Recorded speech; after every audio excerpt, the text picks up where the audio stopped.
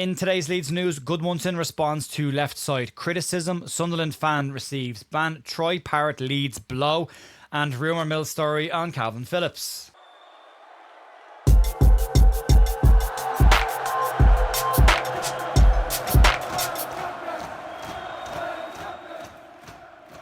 Hey folks, welcome to the Leeds View, Friday the 28th of November with your Leeds United news. Hope your week has gone relatively well. There is the match preview out last night.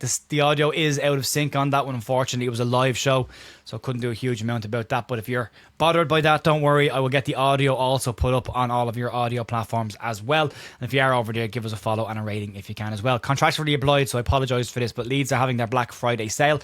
The links are down below. It's a way of supporting the channel as well if you want to. But if you're looking for some cheaper deals for some Christmas presents, follow the links down below and they will get you to where you need to go.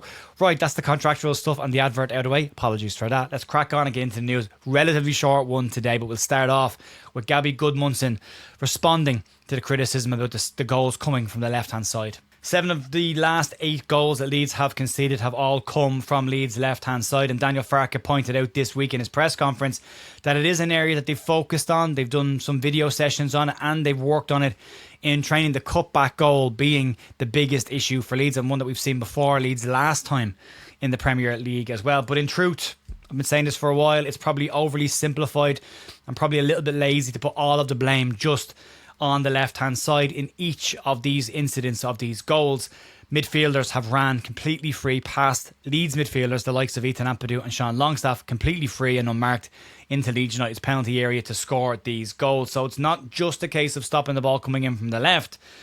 It's also a case of the Leeds midfielders tracking their runners and making sure they do the basics of their jobs well as well. But Leeds left back Gudmundsson did speak with BBC this week and has said that it's not just one issue and that everybody is working to try and fix the current situation. Gudmundsson points to the fact that we play against very good players and very good sides, and sometimes you get a run of goals and it can be a little bit of a coincidence. He also pointed to the fact that when Leeds score their goals, it tends to be from the same position as well. Leeds tend to build up from one area and that's your strongest side. But when pushed by the BBC to ask why so many goals are going in from the left-hand side, Gudmundsson gave a, I suppose, type of an avoidance answer, but he said the following. Maybe that's for the pundits to comment about and that kind of thing. We know that we have a plan in each game to play with. In football, these things happen. We play against 11 players. There's a ball and we have 11 players as well. We need to adapt in certain games depending on which game you are playing and their qualities. We have to accept that sometimes we lose, and when we are winning, we are winning. Kind of a throwback to the old Kenny Dalglish answer of why did you lose the game today, Kenny? Well, they scored 3 goals and we scored 1 kind of answer of like, what do you want me to say about this in this situation? Do you want me to point the finger at myself and go, it's my fault? So it's a tricky one. But Gudmundsson did also point out that the outside criticism around the squad right now hasn't managed to seep into the dressing room, and he spoke highly of the character of the current group of players, and he said the following. What I will say with this team in this club is that it's such a good group of players. We are so close to each other and we want to help each other all the time. It is clear that the left-hand side in recent weeks has been targeted by sides. All the data shows that there are a lot of diagonal fast balls from one side over to the left-hand side. Clubs seem to be dragging Leeds to the right-hand side of the pitch and then looking to switch the ball quickly into the space on the left-hand side and target that area. But again, it's also important that when that ball is switched, the Leeds United midfielders stick with the men they're supposed to be marking and track them into the box. And as I keep saying all season, it's not an individual player that's causing Leeds problems this season, any of them.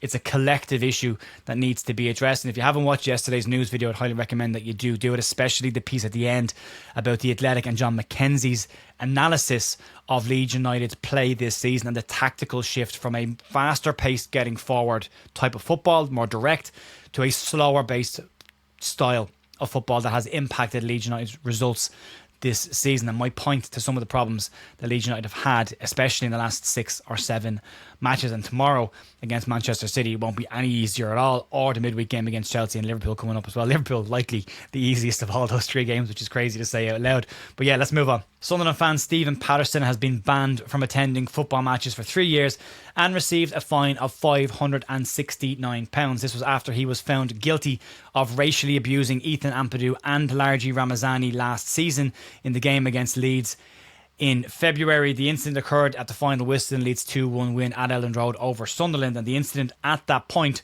was reported to the match referee, who then reported it to police. Leeds United and Sunderland have both issued statements on this and have both said that there is absolutely no room for racism in football. The incident and the details of that incident are lined out in the statement from both clubs. If you want to read that, you can check it out on leedsunited.com. I'll go over and check out Sunderland's website as well if you want to see it from their perspective. But yeah, he has received a ban for an incident that absolutely just should not be happening in football grounds in this day and age. Right, let's move on, talk about a transfer blow to Leeds heading into January. As of early this week, AZ Alkmaar striker Troy Parrott was described by TalkSport's Alex Crook as being high on Leeds United's shopping list once the January transfer window opens. But now it seems that the Irish striker is in no rush to leave the Dutch side and is very happy and focused exactly where he is right now. Parrott has scored 19 goals in his last 19 games, and there are a host of Premier League clubs keeping track of his progress this season. But Crook said earlier this week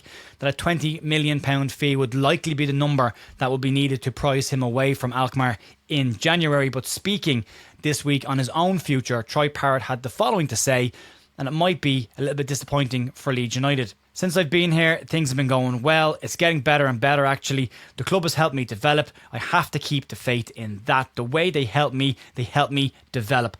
I want to stay here. I feel comfortable and happy here, and I'm showing progress. I love playing here, so I am completely focused here. It's a pretty definitive statement by the player. Ultimately, it will decide if the club decide to accept any offer for the player, but he seems to be very happy there and scoring quite a lot of goals in his Irish performances have increased and improved over the last 12 months as well. But Daniel Farke, in yesterday's press conference, admitted out loud for the first time that Leeds United will be making moves in January, saying that they need to add more quality, but he'll discuss that in January once the window opens. But it is the first direct quote by Leeds that they will look to make moves in January, and it goes against what Robbie Evans said in the summer, where he had hoped to avoid having to use the January transfer window. But that now hope has now moved from hope to necessity for Leeds United if they want to stay in this division and bring in more talent. If it's not Parrott, fine, but it is likely that Leeds United do have a striker on their shopping list. We saw a similar pattern in the summer. There's a lot of names coming out, and ultimately in the summer a lot of those names ended up being players that Leeds United inquired about, at the very least, maybe not made a bid on, but definitely had a look at. So there's going to be a striker possibly targeted, but I think if we all agree on this one that there's more needed than just a striker. Leeds will need a creative player in order to try and find a striker to score goals. We've got Lucas Mecha on 3 goals so far this season, but I think Leeds probably need minimum 3 players to come in. You need someone on the right. We probably need number 10, then maybe another striker as well. And if that does happen, you're likely to see players go out either on permanent moves or loans anyway. But I think you're looking at Joe Pirou as being one of the sacrificial lambs once the window opens, because if Leeds are going to bring in another striker and Harry Gray is still at the club, if he doesn't go out on loan, what does that say about Joe Pirou's future at the club? Although in the next couple of games you might see Joe Pirou being deployed as a number 10, because if Ethan Ampadu picks up a yellow card and Anton Stack is out injured and Sean Longstaff's out injured, Leeds are going to have to change that midfield shape a little bit and possibly go back to a 4-2-3-1. But yeah, that's a conversation for a different day. But yeah, we'll keep an eye on the window. It's likely to heat up now, the fact that Farke has said out loud that Leeds United are going to make moves in January. But let's move into the rumour mill territory and wrap it up. And I'm just going to get this rumour out of the way, so big chunk of salt on this one. We'll likely be asked about this one, so we'll just cover it now and get it out of the way. And it's Kalvin Phillips. And yeah, I know what everyone is thinking, so yeah, I'm with you. According to the Daily Star, though, they claim that Leeds United have inquired about bringing Manchester City's central defensive midfielder Kalvin Phillips in on loan in January. The outlet claimed that Phillips and Leeds United are both said to be interested in the move, but only if Man City cover the large chunk of, if not the entire, £250,000 per week salary that Phillips is on, as is the case with Kalvin Phillips' links to Leeds United. It's the easiest and laziest link that comes around every single transfer window, and is the case, as it has been the case with this one previously as well. It's incredibly unlikely that this will be a move that Leeds United go for. Phillips has not made any Premier League appearances this season for Man City. He hasn't made any Champions League appearances, and his only showing for Man City this season has come off the bench in their EFL Cup against Huddersfield. So yeah, his injury issues right now appear to be behind him. I mean, if Kalvin Phillips was available on a free transfer in the summer, and if Leeds were still in the Premier League, I think you'd probably go and bring him back to the club. He's 29 years of age. He'd had experience in there. But I think in the current situation, with the amount of money that we needed to spend on his wages, because I'm not going to get him for absolutely nothing in January, it makes no sense for Man City. You're likely looking at a contract cancellation at the end of the season if he wants to get a free move. But yeah, I take Phillips back on a free transfer, no problem, and add him to the squad. But I think in January, Leeds have much more priority targets and priority positions they're going to need to focus on and try and bring on. So I just can't see Kalvin Phillips coming back to Leeds United in the current situation unless it's a free transfer. So yeah, we can probably write that one off, roll it up, throw it in the bin with some of the rest of the transfer rumours that float around. But yeah, we've covered it. People would likely ask about this, so it's been done. We've covered it and we're done. Folks, you can check out the match preview over on the audio platforms if you want. And we're back over on bigup.com for the watch along tomorrow, as well as the instant match reaction over on YouTube straight afterwards. We'll have the podcast out this week. There will be extra podcast and a bonus podcast on Sunday from Lewis Dayton looking at the rivalry between Leeds United and Chelsea, and a documentary that he has made on that game, and that'll be out early Sunday morning. You can check that out on the channel and on audio as well. Outside of that, have a great rest of your day. Fingers crossed, 3 points tomorrow. I'll talk to you over Big Up. Enjoy the rest of your weekend. See you later. Bye.